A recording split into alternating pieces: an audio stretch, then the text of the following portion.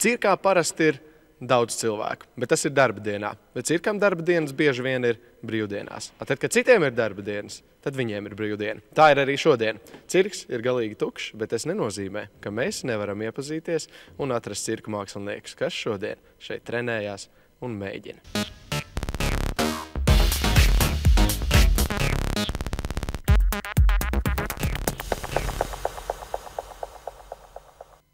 Redzams, no vasaras palikuši amerikāņu dolāri. Bija izrāde komiskais. Bet man ļoti patīk, ka tas, kad variants, ka tu strādā, ja, tev nokrīt. Tā. Dolaru pal. Tieši šitos es taisīju Maskavā, tos to alumīniju metināju. Un kur? Institūta jādernai fiziki. Un tur ir tās, ka tas ir blakām lieliem cirkam, ir Lomonosovu lielā universitāte. Kodofizikas institūts. Nu jā, un tur ir tās, un tur ir metinātājs, kurš arī tās, kurš no visādām titānu, tur atomzemūdeni ir metinājis, viss tas ir Krievu pazīšanās, jā, un tad tu ej tur iekšā, tu baigi apsardzes kameras, un tu saki, ajak, ģaģa Koļa. Tu līdz tās viss tā apsardzes Koļa.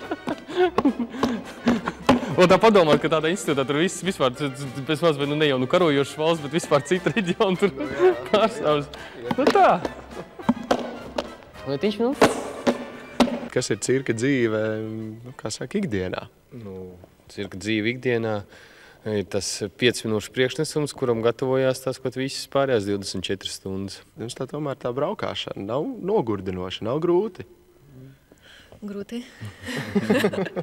Tieši. Bet izvēlējušies tomēr esat to dzīvi. Bet pierod, tu izvēlies, tu jau zini, ko tu gaidi. Ļoti patīkami ir, kad tu esi mājās Rīgā, tad tā arī ir, kad tu nostrādā izrādi, iet mājās gulēt. Tūlīt tu teici, ka kaut kur atkal ir jābrauc. Jā, mēs nākošu nedēļu braucam uz Maskavu, uz Maskavas Ņikuļina cirku, uz viesizrādēm, gandrīz uz pusgadu līdz janvārim. Ir tā, ka var žonglēt ar pilnīgi visu, nezinu, labi, ar paklājiem laikam būtu grūti izdarīt. Ar visu, ko fiziski var pacelt, ar visu var žonglēt. Spēka žonglē ar smagām svara bumbām.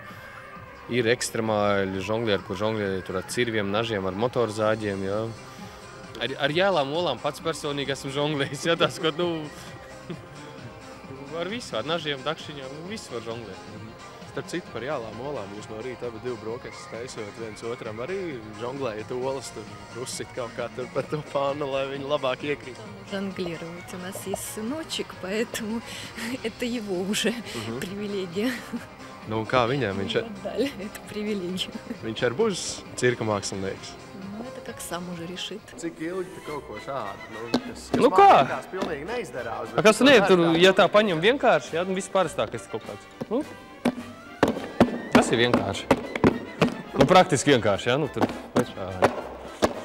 Viņi nestāv kopā, viņi nav pielīdzēti. Jā, tā visu laiku bieži liekas bērniem, ka tur ir magnēti, jā, tur, kā tam paņem?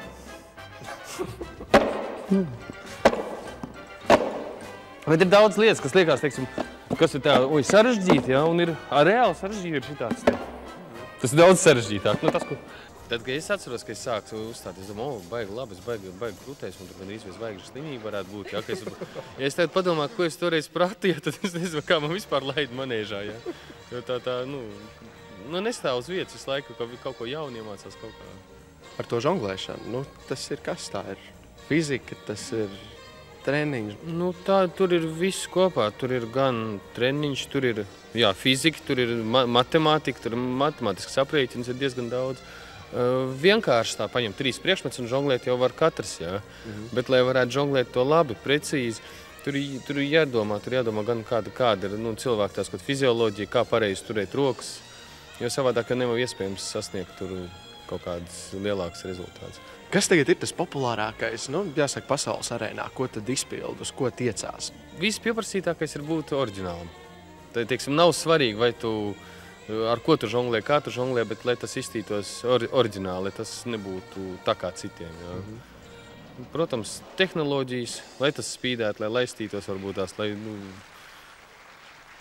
tā, bet galvenais, lai tas būtu interesanti, lai būtu kaut kas jauns. Tā.